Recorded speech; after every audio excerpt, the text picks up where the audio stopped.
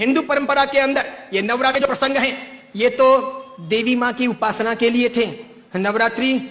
पवित्रतम रात्रियां कही जाती है, पवित्रतम दिन कहे जाते हैं। यह आसो जो चैत्र महीने में आती है, यह साधना के लिए, मंत्र साधनाओं के लिए, ब्रह्मचर्य के लिए, सत्य को प्राप्त करने के लिए, इष्ट की सिद्धि के लिए, अंतरतम की शक्तियों को जगाने के लिए, कुछ अच्छा हासिल करने के लिए होती हैं। समझदार हिंदू और समझदार जैन श्रावक श्राविका और समझदार हिंदू और समझदार जैन साधु संत इन दिनों में साधना में बैठते हैं, मौन रहते हैं, ब्रह्मचर्य का परिपालन करते हैं और आगे बढ़कर के शक्तियों को साधते हैं। उस जमाने में देवी माता की आरती करना, घट स्थापना करना, देवी माता को रिझाना और पुरुष एक तरफ, महिला एक तरफ, महिलाओं की जगह में, पुरुष की जगह में, देवी माता को बीच में रख करके मात्र उनके हाथ से गरबे लें और इस प्रकार उनकी भक्ति करें। यह परंपरा थी नवरात्रि की।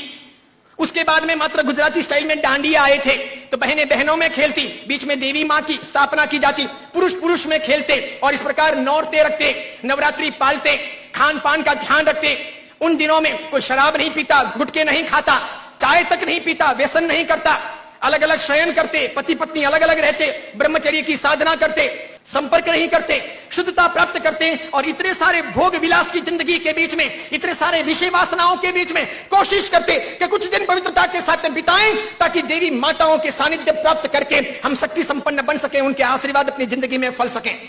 गरबे गए, फिर डिस्को आया, नाना प्रकार के धुनें आई, नाना प्रकार के गायक आए,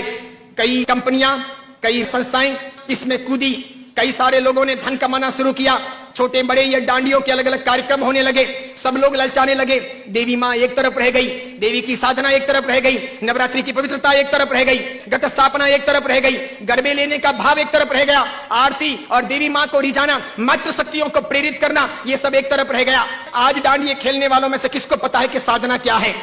ब्रह्मचर्य क्या है, ये क्यों है नवरात्रि, इसका हेतु क्या था, इसका रीजन क्या था, ये क्यों खेलनी चाहिए या नहीं खेलनी चाहिए, तो क्यों नहीं खेलनी चाहिए। मेरा ही नहीं, भारत के कई सारे अखबारों का, कई सारे समाजविदों का, कई सारी अन्य सामाजिक संस्थाओं का यह सर्वे वर्षों से रहा है, समय समय पर किया जाता रहा है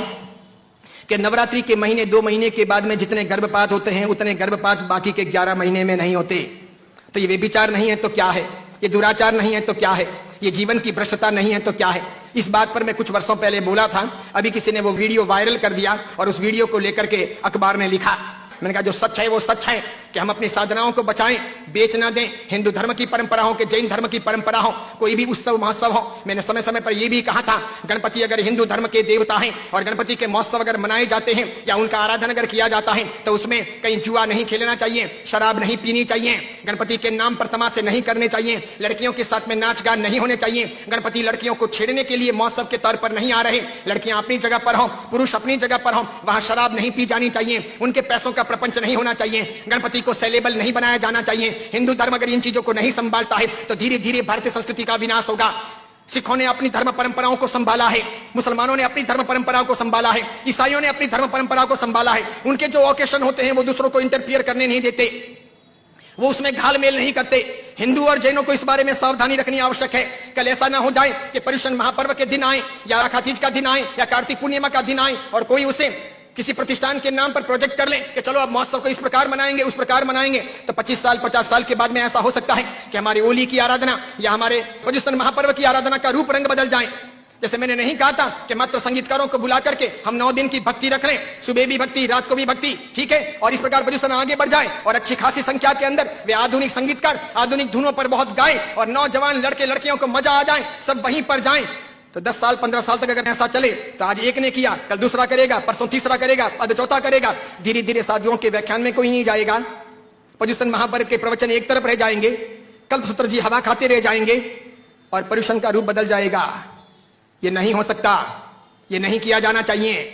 मैं इसलिए कह रहा हूं कि मेरी जिंदगी तो बहुत छोटी है, मैं तो कल दुनिया से चला जाऊंगा, लेकिन भगवान के शासन की परंपराएं नहीं मरनी चाहिए, हमें उन्हें जिलानी होगी। हमारे बच्चों को यह पता नहीं, उनको तो क्या है, नाचना गाना कूदना घूमना फिरना अच्छा लगता है, उन्हें सामाजिक प्रतिक्रमण ना अच्छे लगे, बिना पंखों के रहना उन्हें ना अच्छा लगे, लेकिन जरूरी यह है पर्युषण महापर्व की पूरी प्रक्रिया, उसकी साधना की सारी व्यवस्था समझी जानी चाहिए और इसीलिए हर बाबत के अंदर सावधान